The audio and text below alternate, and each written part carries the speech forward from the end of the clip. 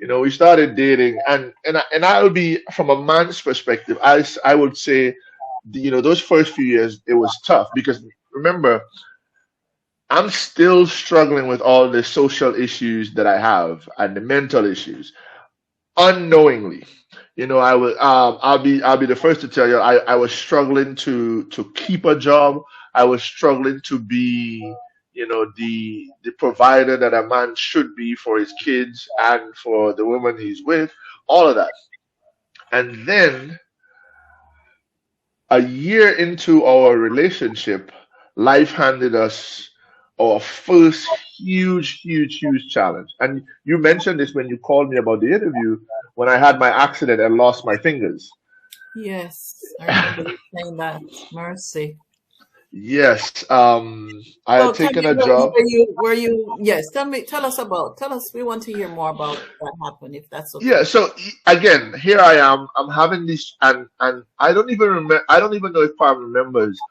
I had done so many odd jobs along the way. And again, we're still in the dating phase. We're not married. We're not engaged or anything. And I would always tell people, man, she had all rights to just like, man, I I don't need to deal with this. I can leave. You know what I mean? I mean, because at the time, Pam had Pam had maybe three different businesses, and plus she was working or whatever. And I'm struggling to find my way. So I took this job with a gentleman at the time that was a friend of mine. Um, and the job was a cell phone tower technician. The guys that go out and they climb the towers to make sure the cell phones work and stuff like that. And we were in out in way out in West Texas one day, and just an unfortunate freak accident. My hand got caught in a machine, broke my arm, a compound fracture in several places. I lost two fingers on my left hand, and I ultimately ended up losing one finger on my right hand. But here's the thing about that. When when I had the accident and they called for the medevac to come pick me up, one, they took me to the wrong hospital. That's the first thing. That's the first divine intervention there. They took me to the wrong hospital. The second thing was that at that hospital, a gentleman who was not a doctor who wasn't even on call was there, and he was the person that was able to. So instead of because they were sending me for a full-on amputation above the elbow. That's how badly mangled my arm was. It was terrible, and I was awake the whole time like from the time my hand got stuck in the machine, getting on the helicopter, arriving at the emergency, I was conscious the whole entire time. Well, I get there. This gentleman walks in. He kind of messes with my arm a little bit. He tells me that he can save my arm. However, I had to be mentally and emotionally prepared for a couple years of physical therapy to learn how to reuse my arm and my hand and so on. Right. And But and I'm this, sitting in the hospital room, and I don't know if it's possible to fall in love with somebody over and over again. But I remember it was so this happened on a Saturday evening. Sunday morning, I'm sitting in the hospital room, and then the nurse opens the door and says, "There's someone here to see you." And I thought it was my coworkers coming to see me or whatever. And then she walks in, and I was like, "Wow!" And she starts crying. I'm crying. It was, and she spent a few days in the hospital with me before we came back home. But I think that was another one of those moments for me where I knew, like, man, this is who I want to spend the rest of my life with. that's And and she would tell you that experience was hard because one, I I have an aversion to medicine. I have an aversion. I wouldn't take the painkillers. Now there were a few occasions where the pain was so bad that I had to take the painkillers. But for most of that time, I didn't take any painkillers at home. And I mean, she's the caregiver. She had to bathe me. I couldn't bathe myself. I mm, couldn't clean myself when I used the restroom. I mhm. couldn't even feed myself for those first few months. And then on top of that, Pam had to go back out to work Okay. because because the company that I was working with, they basically, I got hurt on Saturday and Wednesday they fired me basically.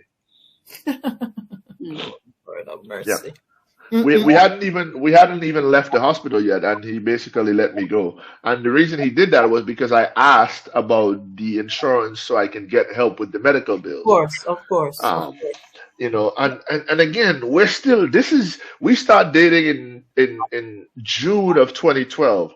This is October of 2013. This is not even 2 years into the relationship yet, and we get hit with this.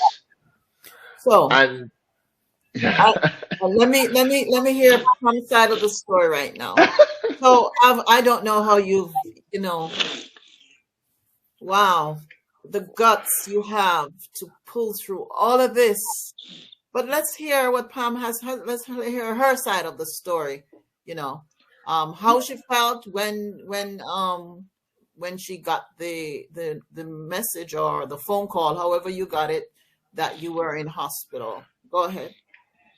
Well, I mean, we have Or you shared can this start story. earlier. You can work your way from Okay. point. It's funny because we've shared this story so many times, but I never got this emotional behind it. But I remember, I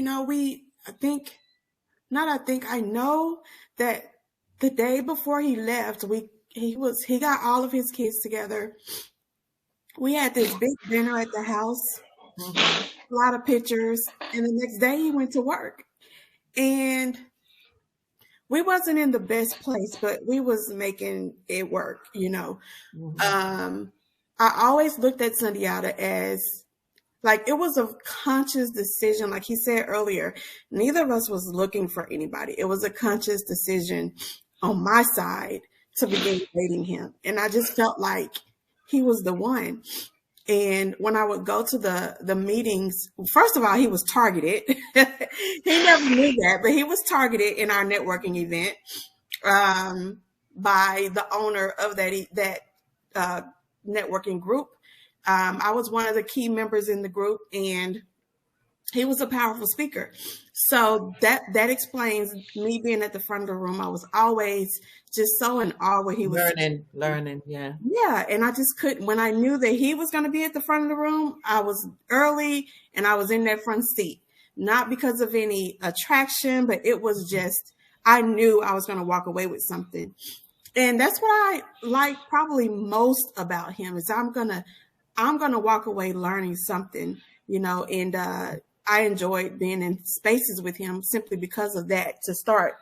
But when we had the dinner with the kids, I don't even know what made him. I think it was his suggestion that we get together. It was a small apartment. Sundiata has a lot of kids. You know what? You mentioned. We made it work, and he went off, and I remember that phone call. I even think my phone was off. I think my phone was off then.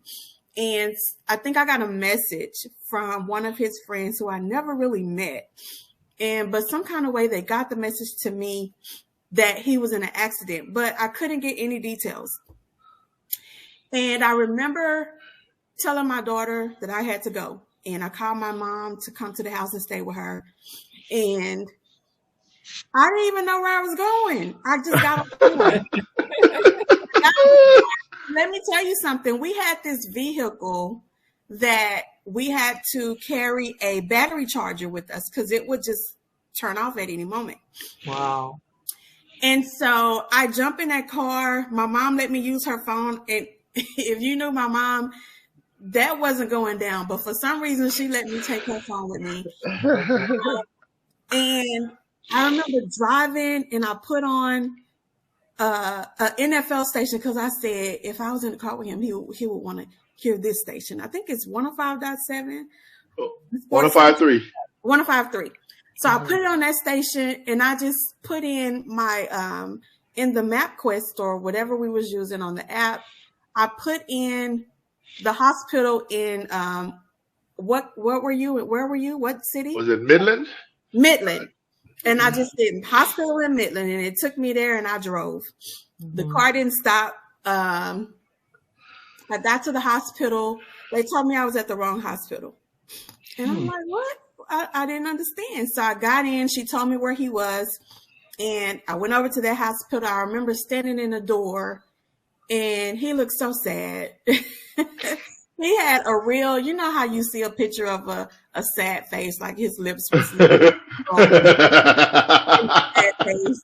And I couldn't imagine him sitting there by himself, no family. There was no coworkers there, and he was just there, and not knowing what I was walking into. But I remember us sitting there for probably up to a week, trying to figure things out. And I call him an overachiever because we were in a network marketing company then, and he was on his phone using the good fingers, challenging people. Really? And people Oh, thinking it man. was Halloween time.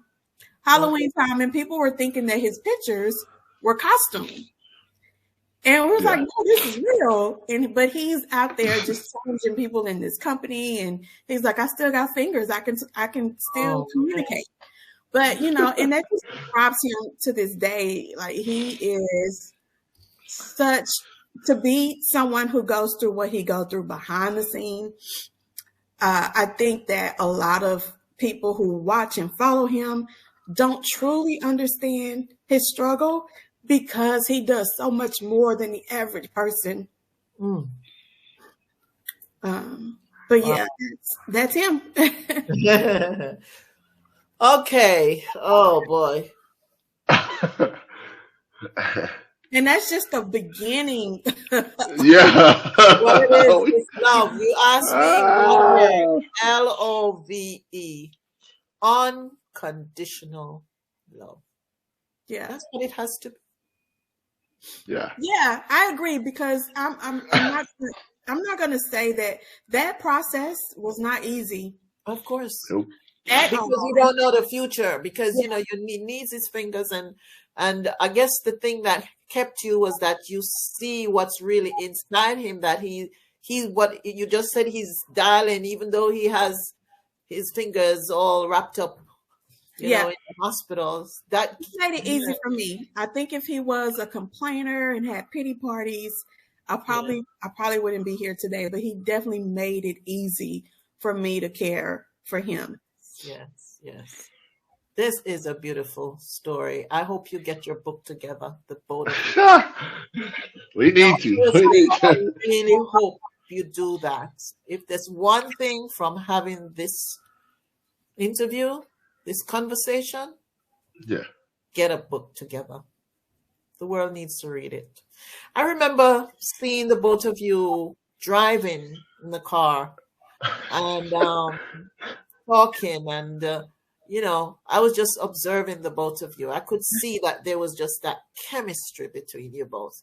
And when you got married, I watched you on that day. You better believe it. It's so funny how many people that I have met later in years that tells me that they've watched us get married, and we're like, wow. Yes, because when we watched you, yes, things were going on, but for me personally, I was never the same when I watched you both. It really did motivate me. And so go ahead now, because I know it's still. So you got married. And, long overdue too. I